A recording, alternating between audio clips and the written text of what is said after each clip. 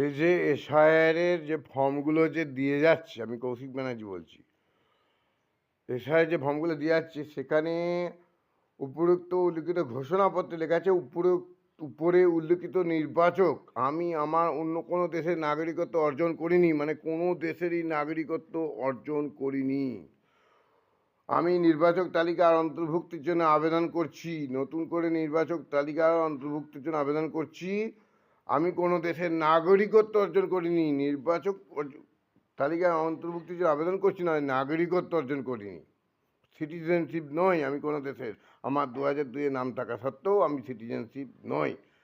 সুতরাং এবং আমি আমার পরিবারের বিধানসভা নির্বাচনী এলাকার অন্তর্ভুক্ত নই, আমি কোনো বিধানসভা নির্বাচনী এলাকার অন্তর্ভুক্ত নই। খুব সাবধানে সই করবেন। এর মধ্যেই লেখা আছে আপনি কোনো দেশের কোনো বিধানসভা এলাকার নাগরিক নন। যাদের নাম 2002-এ আছে তারাও খুব সাবধানে সই করবেন। এই ঘোষণাপত্রটা দেখবেন, আপনারা ভালো করে দেখবেন, তারপরে সই করবেন।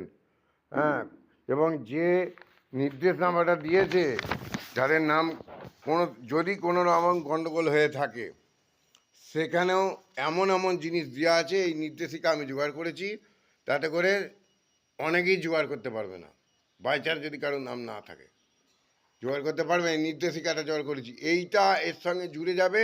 এর মধ্যে আপনি সই করছেন মানে আপনি নাগরিকত্ব নন, আপনাকে নতুন করে আবেদন করতে হচ্ছে। এসআর নয়, এটা হচ্ছে নাগরিকত্ব আপনাকে অর্জন করতে হচ্ছে। খুব সাবধানে সই করবেন।